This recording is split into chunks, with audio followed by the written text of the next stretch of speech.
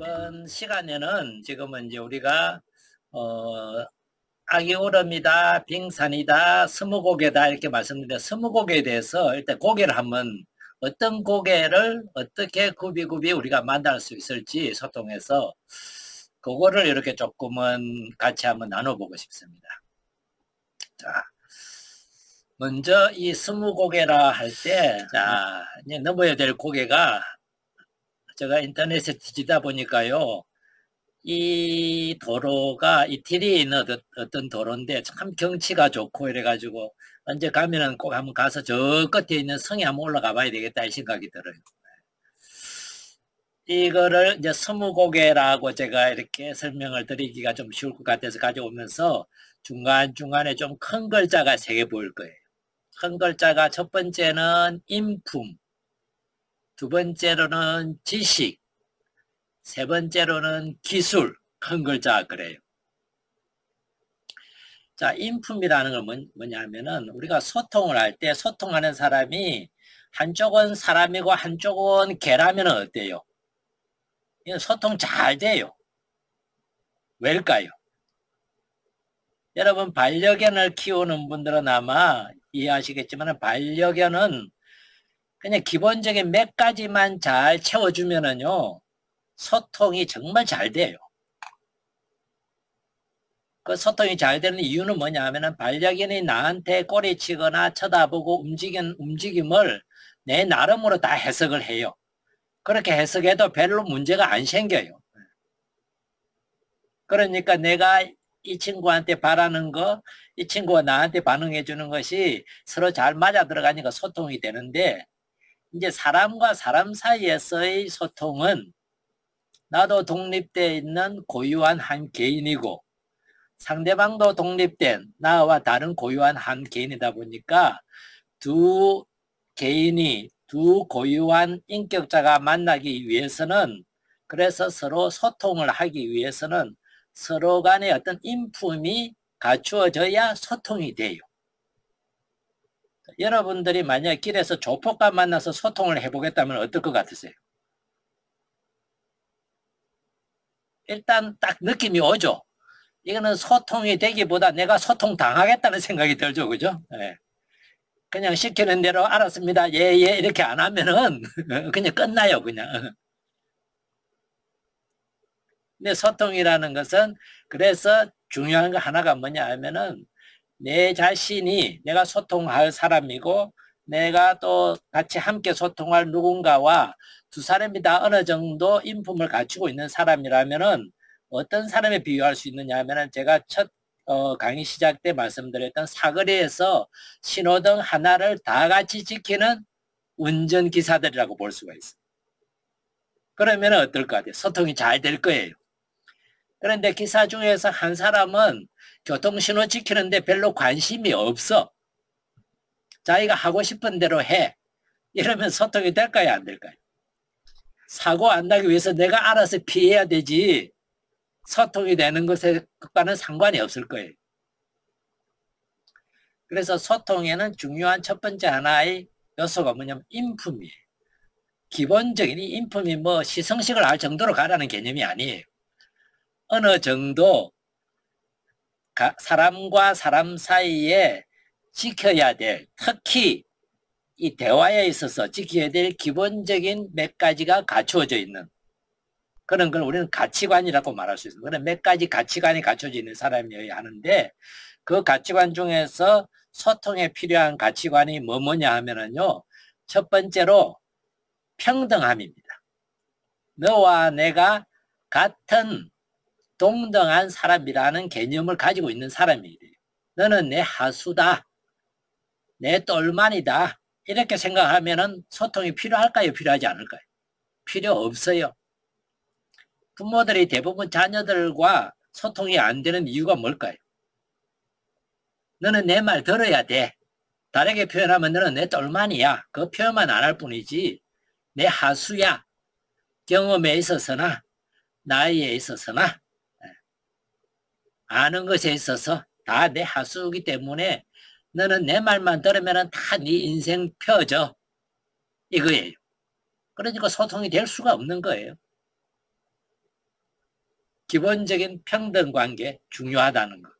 내가 아무리 어린 사람이라도 나와 같이 정말 소중한, 또 내가 고유하듯이 이 친구도 고유한 그런 독립된 인격체다. 나름의 가치관이 있을 거고 나름의 생각이 있을 거고 나름의 열망이나 원의가 있을 거다는 것을 정말 동등하게 존중해 줄 수 있는 마음가짐을 끊임없이 내 안에서 갖고 가는 거 중요해요. 그게 동등함이에요. 이거는 좀 이따가 좀 더 구체적으로 들어가겠습니다. 그 다음에 하나가 뭐냐 하면은, 그 다음에 좀 평등을 지나서 좀 더 가다가 보니까 커브길이 하나 나오죠. 그 커브길에서 딱 보이는 게 뭡니까? 다름이에요. 이거 우리가 잘 알죠. 다름과 틀림에 대해서 아마 많이 들어보셨을 겁니다. 많이 들어보면 뭐해요, 그죠? 그게 나한테는 아직도 실감나게 뼈저리게 내 몸속에 들어와 있지 않은데, 막상 머리에는 들어와 있지만 현실에 부딪히면은 다름은 나와 다른 거는 곧 틀린 거예요. 그것이 불쑥불쑥 튀어나와요.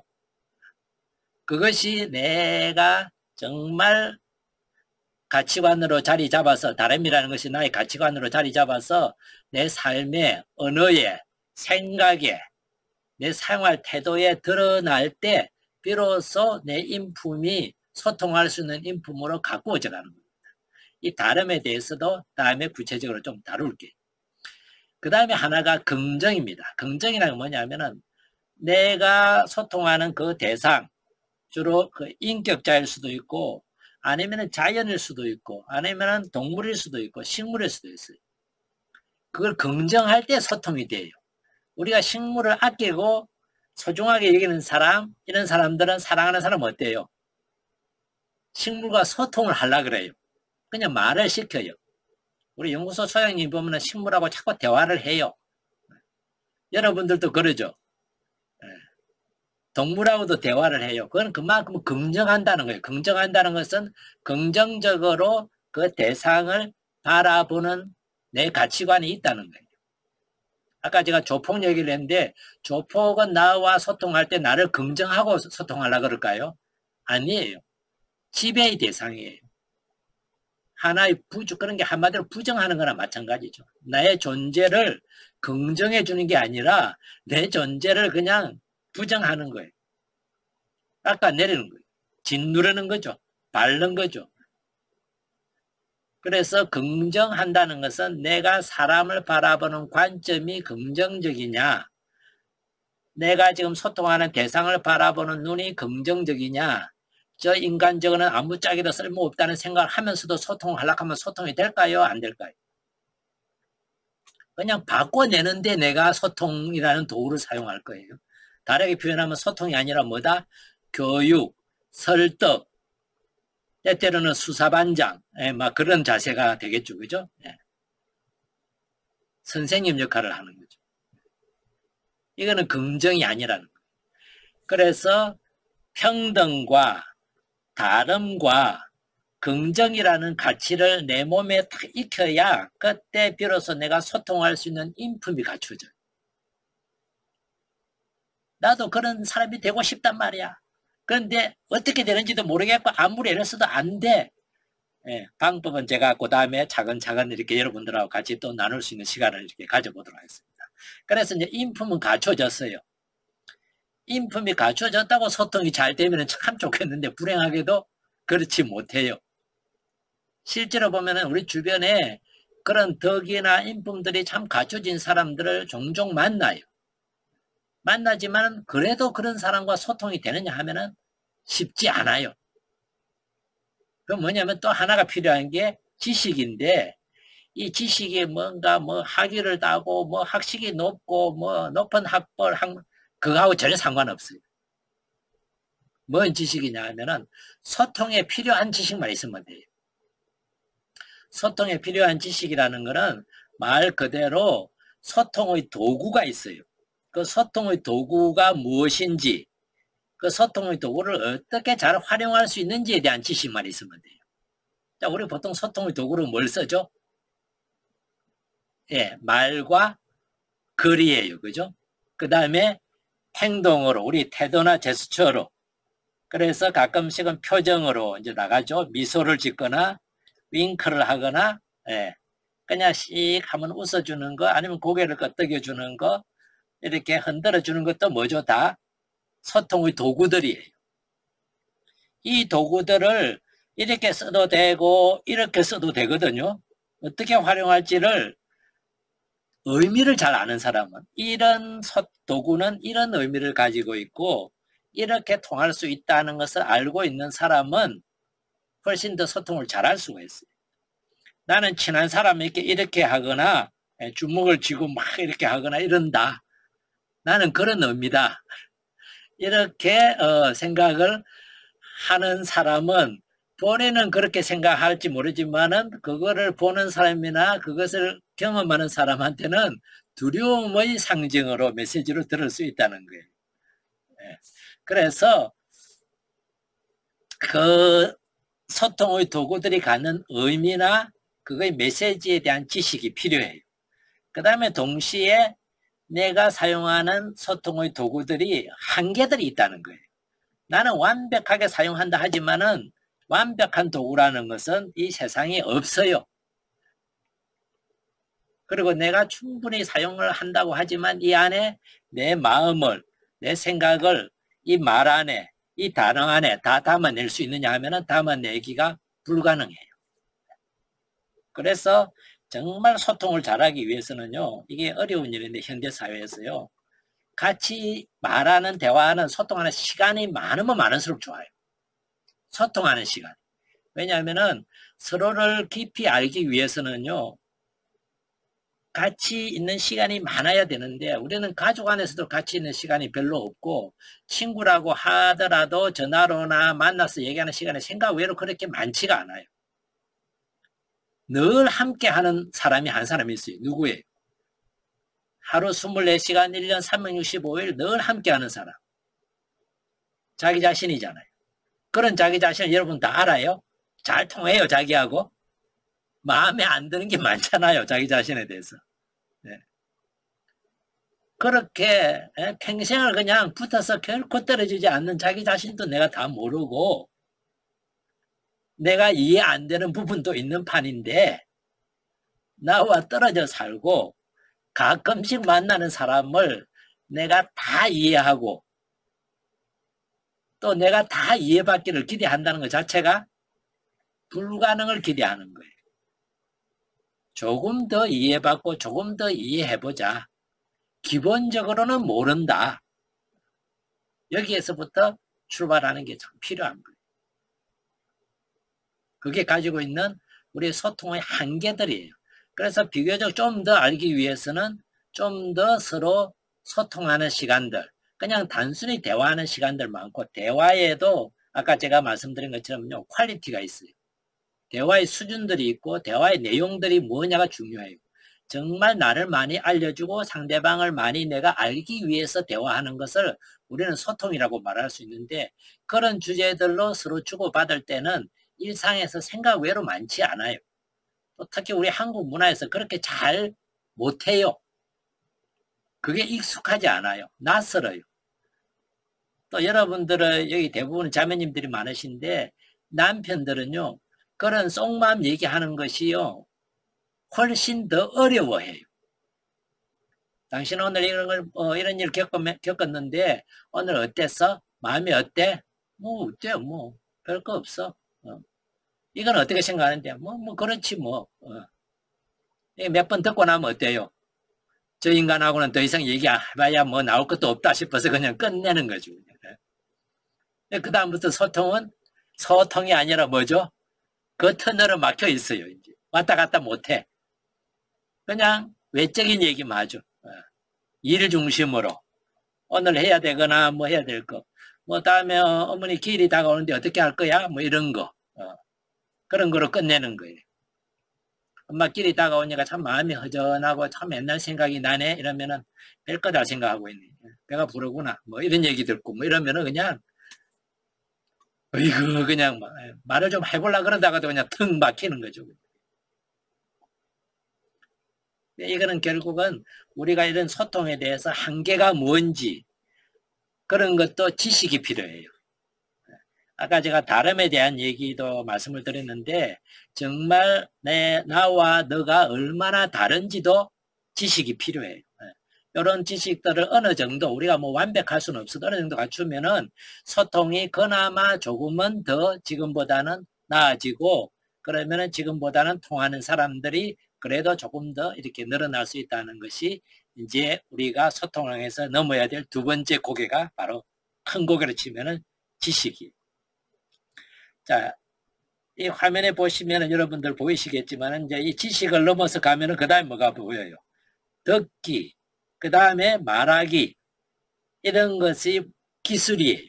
이런 것을 연습해서 이 기술을 익혀가지고 나서 일상에서 끊임없이 연습을 하다 보면, 학습을 하다 보면은 이제 내가 이 고개를, 20고개를 다 넘어갈 수 있게 되는데, 듣기, 말하기는 제가 설명 안 드려도 뭘 말하는지 알겠죠, 그죠? 여러분 잘 듣는 편이세요? 네. 여러분 스스로 잘 듣는 사람이라고 믿고 계시죠, 그죠? 네. 제가 여기에 초를 쳐야 되겠다. 제가 지금까지 강의한 내용에 대해서 들으시고 기억나시는 거 한번 말씀해 보세요. 이러면 어떤 일이 벌어질 것 같아요? 아마 한 두세 개 얘기하실 거예요. 아마 저는 10개 얘기했는데 두세 개 외에는 기억이 안 나. 이것도 있잖아요. 아, 이렇게 또 되고 또는 이 말도 했잖아요. 그래? 그 말 언제 했어? 또 이것도 또 일어날 수 있어요. 나 못 들었는데 그 말 안 했어. 했다니까? 안 했다니까? 막 이래가지고 소통, 무슨 소통. 이런 일이 우리가 비일비재하게 일어날 수 있는 게 우리의 현실이에요. 그죠? 그래서 적어도 일상에서는 뭐 듣고 잊어버리고 뭐 그거를 그랬다 하더라도 소통을 할 때는 내가 모른다는 걸 전제로 한다면은 내가 한계가 있다는 걸 전제로 한다면은 나는 했다고 생각하는데 실제로 안 했을 수도 있고 들었다고 생각하는데 잊어버릴 수도 있고 이런 걸 인정하는 것이 이제 중요하죠. 그죠? 그래서 듣기를 할 때 내가 정말 온 정신을 그러니까 몸도 들을 준비를 해야 되고 마음도 들을 준비를 해야 되는데 실제 우리 삶에서 보면은요. 들으면서 딴 길로 많이 가요. 어떤 말 한마디에 다른 상상의 나래를 펴고 저것이 말은 잘하네. 니 그때 이러고 있었다는 거 난 다 알고 있어. 부터 시작해서 너 예전에 니 한 말 잊어버렸구나. 말은 왜 그때 하고 달라지냐. 뭐 온갖 생각들이 머릿속에 막 넘나들어요. 안 듣는다는 거죠. 듣기도 연습이 필요해요. 내가 너에 대해서 모른다는 자세가 있으면은 처음 만난 사람처럼 듣게 되겠죠. 그죠? 그런데 그게 생각만큼 쉽지가 않단 말이에요. 말을 듣다 보면은 이 사람과 경험했던 옛날 얘기들, 그 말과 관련된 경험들, 연상되는 것들 다 떠올라요. 듣기가 생각만큼 쉽지 않아요. 훨씬 더 어려워. 있는 그대로 편견 없이 듣는 거. 있는 그대로 내가 이 사람에 대한 선입견이나 그전의 경험과 도덕적이고 윤리적인 판단과 이런 거 다 내려놓고 그냥 들어보는 거. 그거요. 훈련되지 않으면 어려워요. 말하기. 우리 말하기 연습해 보신 적 있으세요? 솔직히 말해서 우리는 말하기 연습은 잘 안 해봐요. 그냥 말 배워서 배운 대로 할 뿐이죠. 근데 우리 자신의 말 습관이나 이거 우리 잘 몰라요. 그런데 나한테 말하는 사람들의 어느 습관은 제가 기분 나쁠 때가 많단 말이에요. 나는 말 잘하는데 좋게 말하는데 저 사람들은 말할 때 왜 그렇게 말을 그렇게밖에 못하는지 고르는 단어는 왜 그런지 좀 다르게 말할 수 있는데 왜 꼭 그렇게 말해야 되는지 말하는 것도 어디에 속한다? 기술에 속해.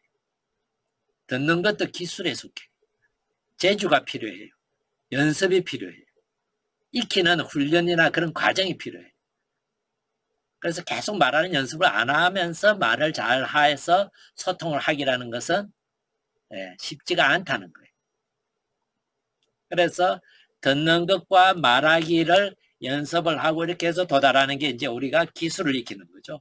이렇게 익힌 기술이 금방 되는 게 아니기 때문에 일생을 거쳐서 다시 학습을 해 나가는 거죠. 내 인품에 대해서도 끊임없이 배우고 또 연습하고 내가 알고 있는 소통에 대한 지식도 끊임없이 또 새로 더 배우고 더 연습하고, 그 다음에 내가 익혀서 몸에 배웠다고 생각하는 기술도 끊임없이 하고, 이것만 하라는 게 아니에요. 그냥 틈나는 대로, 기회가 되는 대로, 마음이 일어나는 대로 그런 학습이 요즘은요, 옛날에는 학교에서 배우고 그 다음에 손 놓는 게 졸업하는 게 아니라 인생 자체가 하나의 학습의 여정이다. 그래서 인생 수업이라는 게 있잖아요. 이 수업을 통해서 늘 배우고 그게 내가 죽을 때까지 성장해 가는 거예요. 성장해 가지 않으면은 나이가 들수록 어떻게 될까요? 퇴보해요.